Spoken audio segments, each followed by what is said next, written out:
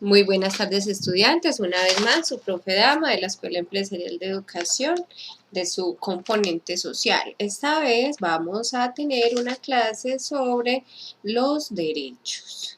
¿Sí? Muy bien.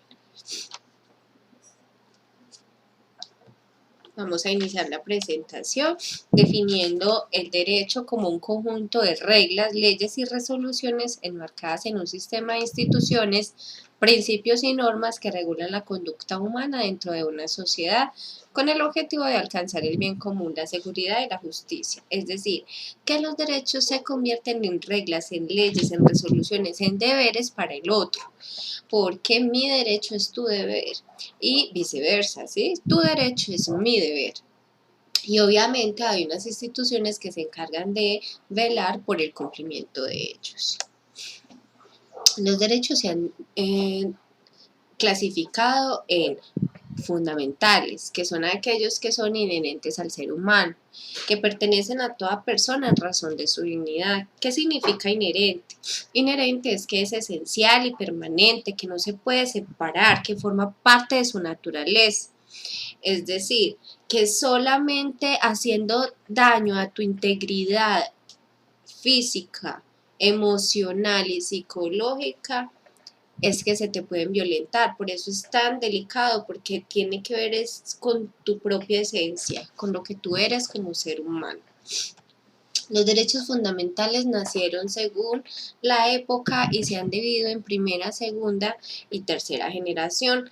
Los de primera generación tienen que ver con el siglo XVIII y XIX, cuando estábamos en plena revolución industrial y por tanto era necesario, muy necesario, la revolución francesa y la independencia de Estados Unidos, pues limitar la acción del poder y garantizar la participación política de los ciudadanos. Entonces eran todos los derechos civiles y políticos. Estaban acabándose las monarquías y surgiendo las repúblicas. Entonces, con base en esa necesidad, eran necesarios estos derechos. Los de la segunda generación tienen que ver con la igualdad de las personas, ¿sí? Ya había que pensar en incluir a los que antes no eran parte de la ciudadanía. Y también tiene que ver con aquellos derechos que garantizan las condiciones de vida digna de las personas.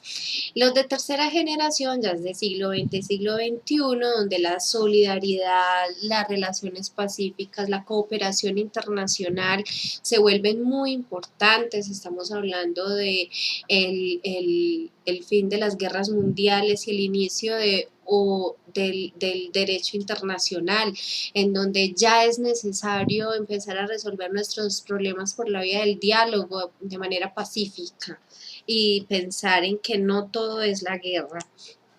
Los derechos constitucionales son los que regulan las formas de gobierno de los estados y de los poderes públicos, por ejemplo, nosotros las tres ramas del poder, ¿sí? Entonces, esos son los derechos constitucionales. Los colectivos y el ambiente los colectivos son aquellos que son para un grupo de población en particular, por ejemplo, los derechos de las mujeres, los derechos de los niños, los derechos de la población LGBTI, los derechos de las negritudes, los derechos de los indígenas y todos aquellos que conformen colectivos tienen unos derechos especiales. Los derechos del ambiente son los que tienen que ver con la garantía de la subsistencia, la sanidad, la sustentabilidad y la sostenibilidad de nuestro medio ambiente para las futuras generaciones. Entonces es cómo vamos a administrar nuestros recursos naturales. Los sociales son aquellos que intentan recortar la brecha entre los ricos y los pobres. Por eso se intenta corregir las desigualdades con ellos. Entonces, el derecho al trabajo, a la seguridad social, a la vivienda, el derecho agrario, el derecho a la educación, a la salud, esos son derechos sociales. Los económicos son los que regulan la actividad productiva de un país, desde la extracción de la materia prima hasta el desecho y el reciclaje. Y los derechos culturales son aquellos que permiten manifestar a las naciones, a las etnias, a los pueblos su cultura. Sin embargo, como todos los derechos, hay que estarnos cuestionando qué tan pertinentes o no son.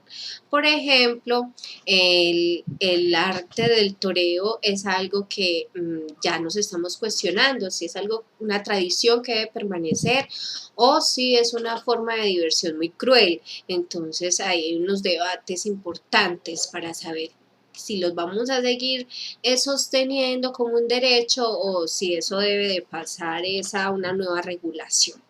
Bueno, esa es toda la presentación de los derechos. Nos vemos en la próxima. Un besito para todos y todas. Bye.